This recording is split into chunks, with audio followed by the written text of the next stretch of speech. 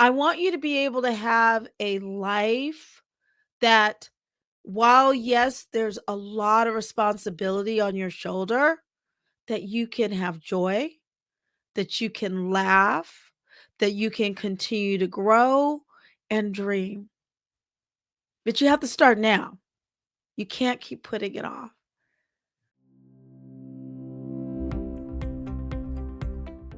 Welcome to episode number 43 of Joy in the Pivot. I'm Dr. Phyllis, your host.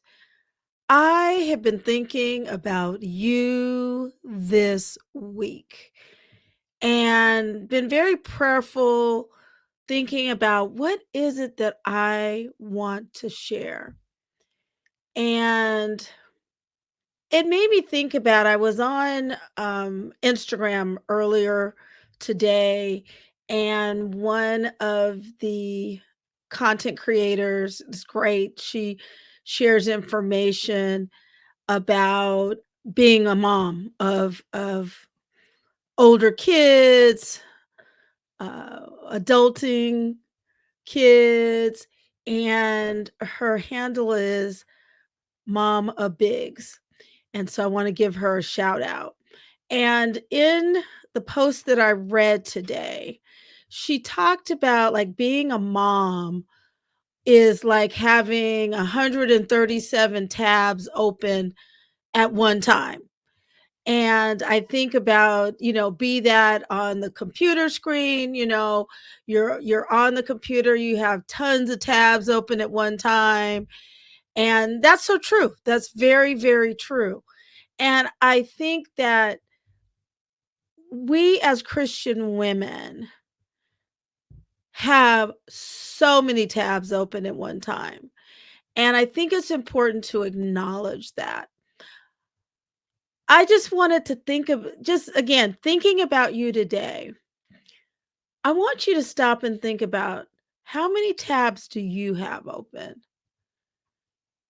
in the computer that we know as your brain, your mind? How many tasks, how many roles are you responsible for right now? And how many tabs do you have open at this very moment? How many different places is your brain right now? What are the different roles that your mind's on right now? It could be thinking about your role as a wife, a role as a girlfriend or significant other, a role as a mom, a role as a daughter, a role as a sister or aunt, a role on your job. Maybe you're a caregiver for family member or family members or a friend that you're caring for. You're the case manager, as I call it, care manager, care coordinator for multiple people. And I just want you to stop and think about that for a moment. And I want you to stop and applaud yourself. I see you. I see you out there every day, getting up in the morning, maybe some days rolling out of the bed, or maybe you've been over caring for a family member and you try to shake it off and keep going. I see you. I see you shouldering so much responsibility, taking care of everybody else. I see you because God has been trying to get your attention for a long time, telling you that you either need to slow down, or he needs to spend some time talking to you, that he has a different plan for you. He needs you to pivot this direction or pivot that direction. I see you because you you know that there is the whisper of the Holy Spirit telling you you can't keep running at the pace that you're running unless you change how you are doing life. I see you as you keep hoping and waiting that if you just hang on long enough, life is going to get better. You're going to be able to have time to slow down. Work is going to be different. You'll get some air. You're waiting for life to give you some air. You're waiting for life to fill up your energy tank, validate what you're doing, acknowledge what you're doing. You're in that period of waiting. I know. I've experienced a lot of that.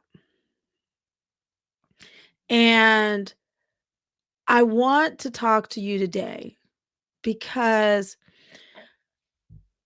one of many things that I have been so honored and humbled to learn in over 25 years working as a physician and working as a home care physician, going into people's homes and especially caring for patients and their families as they're dealing with end of life conditions. It's been humbling. I've been humbled as myself, I've dealt with my own chronic medical conditions. I've dealt with being and dealing with being a caregiver for a family member and all the responsibility that that brings. Being a mom, being a wife, giving out energy, trying my best to be empathetic and compassionate, trying to be the cheerleader as much as I can for my team that I work with. It's a lot. It's a lot. And I also know, sis, that it is important to keep dreaming. And that's what the topic of today's episode is, to dream on.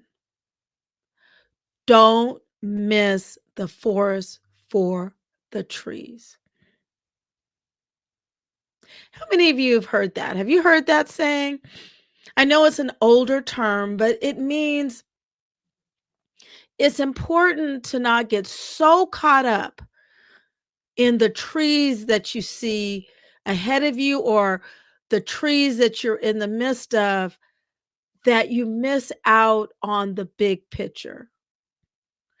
And I would say further, sis, I want you, because I've had to learn this and continually remind myself to not get so caught up in the doing, in the striving, in the expending of energy of caring for others that you forget about the big picture, that you forget about who God has created you to be and what He has in store for you. Now, I understand, and I truly believe that the season that you are in right now, God, as the old folks say, God don't make no junk. And God is not having you in this current season for nothing. He has something in store for you. Now, it's going to require for you to question some of the narratives, some of the myths that you have been living by for years based on perceptions or maybe past traumas in life, drama in life. but God has something bigger for you.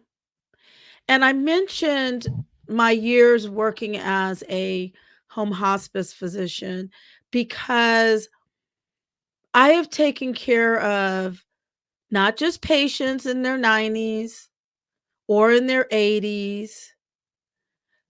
I've taken care of patients in their 70s, in their 60s, in their 50s, in their 40s, in their 30s, and even in their 20s. And that's why it's so humbling. And that's why it always leaves me asking myself, what is it that God has for me to do?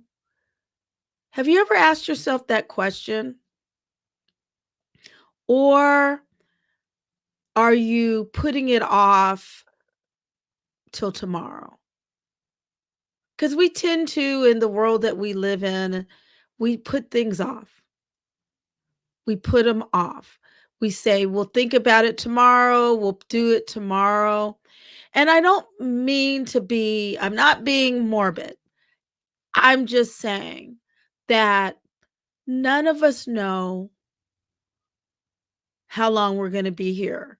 And I think you would agree that as we continue to live life and as we continue to experience loss of people who we care about, or maybe it's people that you see on TV or in social media or you hear about that are no longer here, that you're like, wow, oh my gosh,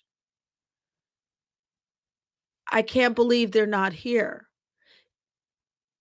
It is normal to then look at your life and ask, what are you doing with your life? And that's why I'm saying, keep dreaming.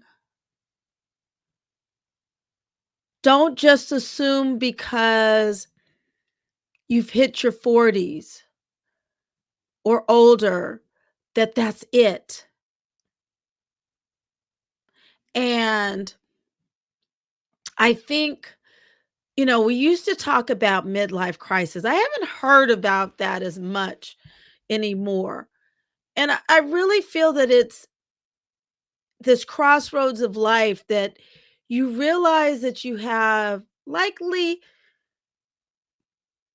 more years behind you than you have ahead of you.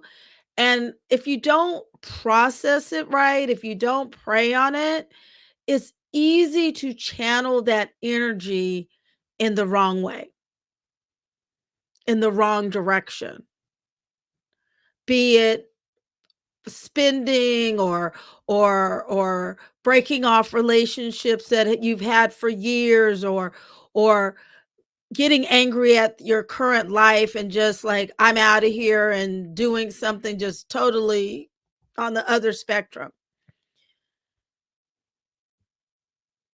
Yet I do feel that it's important to ask yourself the question,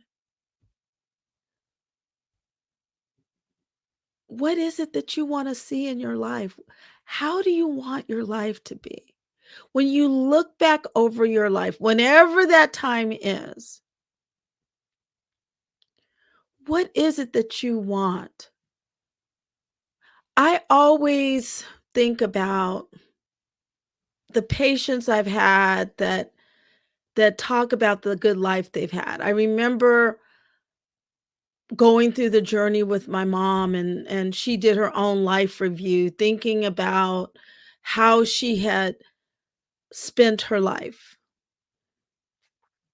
And as I'm around more people at the end of life, and I've had been over the years, and that life review,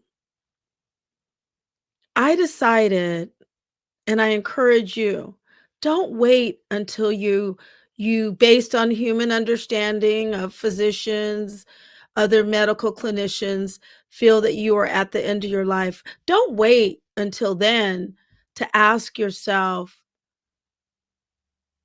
when I look back over my life, what do I see? I want you to ask yourself that now.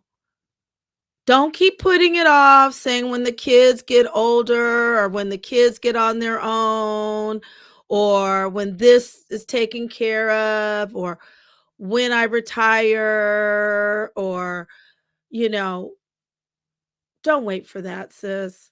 I want you today, that over this next week, to take time. Don't let Satan get busy and put a whole bunch of fear in you. Like,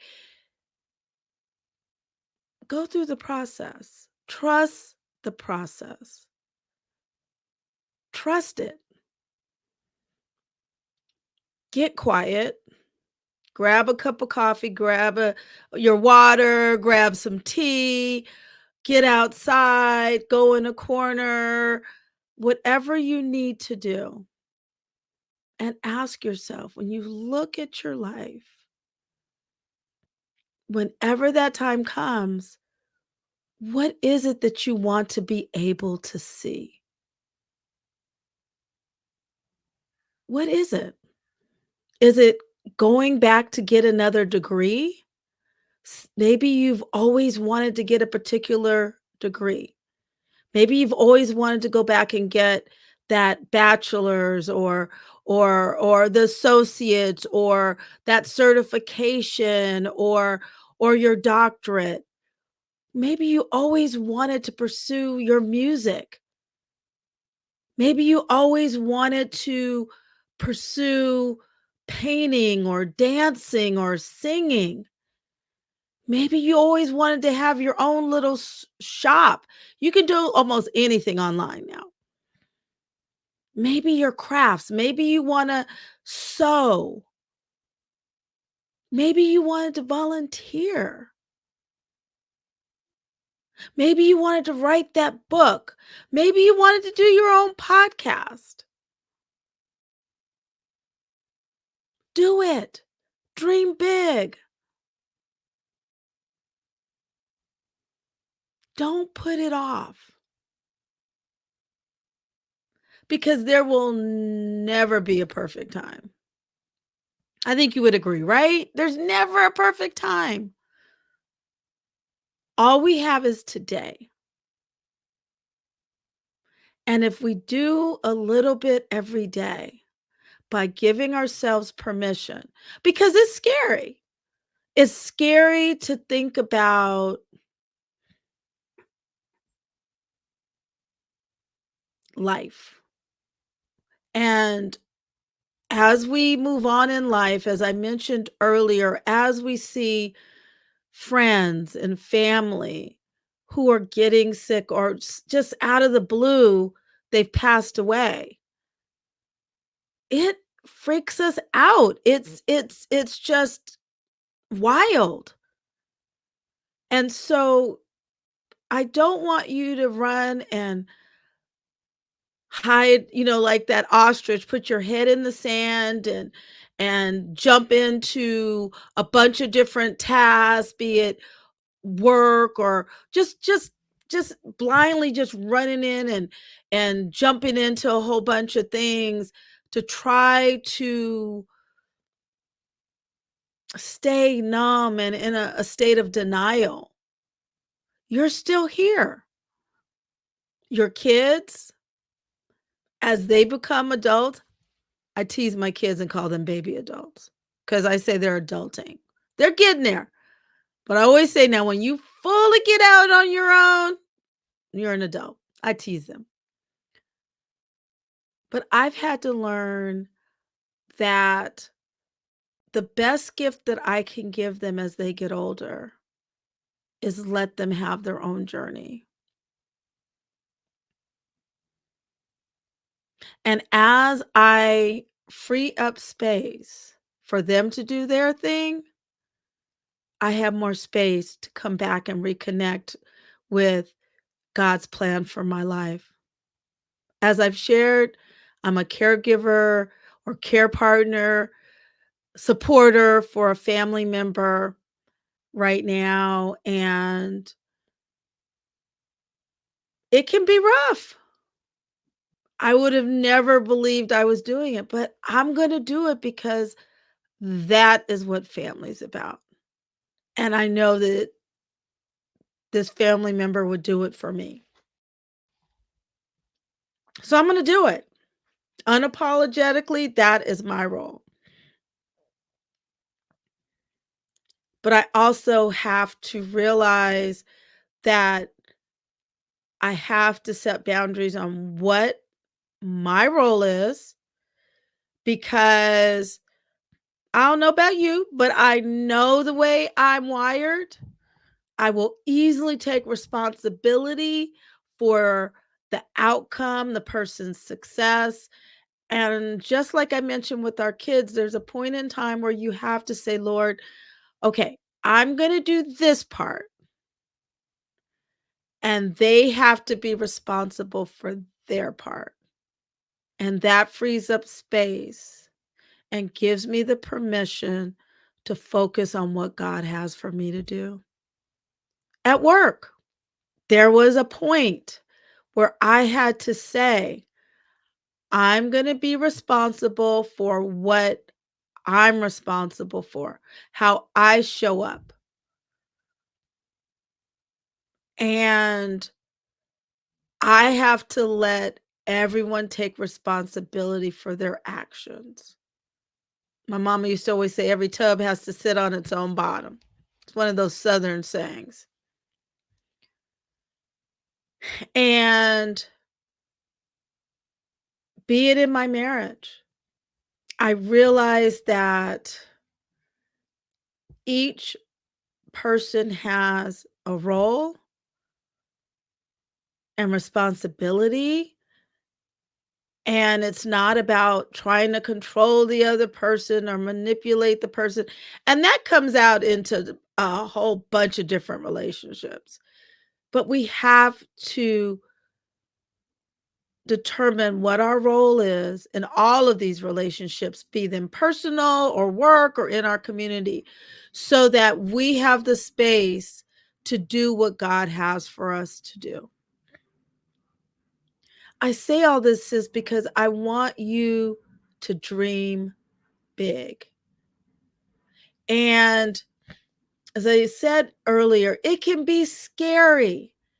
And if we're not careful, we will hide behind, as I mentioned a couple episodes ago, about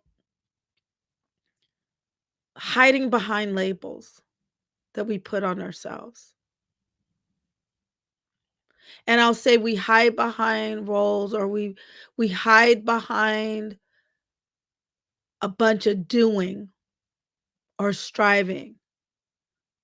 And there's nothing wrong with striving, but it's what the intention is. We want to do it with intention. So I want you to know there's hope. There's hope. And I've been serious today because I just see you, sis, and I want you to live your best life because you can do it. You can have it all. For many of us, we were brought up with this idea that you have to choose one or the other. Either you work from home, which ain't no joke. Let me tell you that. That's hard work. Or you work outside the home. If you work outside of the home, then you have to make a choice. Well, I can't go to everything that my kids have going on. Or if I am a hard worker, I can't take a break because I have to do it. There's all these black or white decisions, and you can have both. So I want you this week to think about,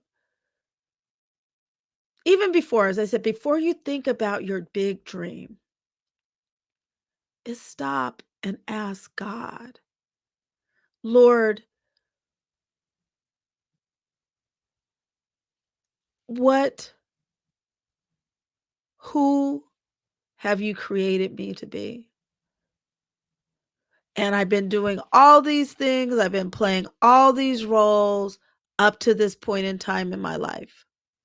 Lord, what is your vision for my life in the next season, in the next chapter? And sis, I want you to sit with that, because I'm going to tell you, the God we serve loves you and he has big dreams for you. You're not going crazy. His Holy Spirit is talking to you.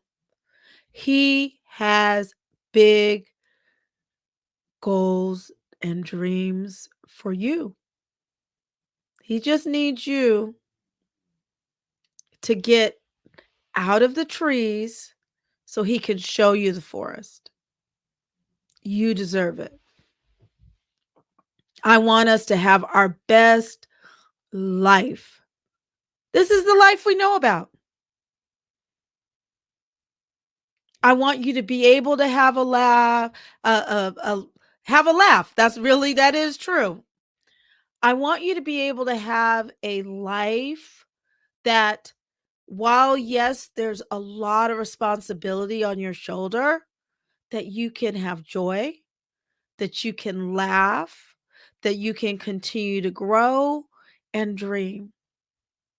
But you have to start now. You can't keep putting it off. And I'm here for you because I love you. And I know the journey that God has brought me through, has me in the midst of, and where he's taking me. And I don't want to leave anyone behind. I want you to be able to take advantage of all of my experiences, my ups, my down, my sideways, my triumphs, my mistakes. I want you to benefit from that information so that you can hopefully take a fast lane through some of those paths, some of those lessons, and get the lesson so you can live your best life. I love you, and I look forward to spending this time with you every week. That it is my passion.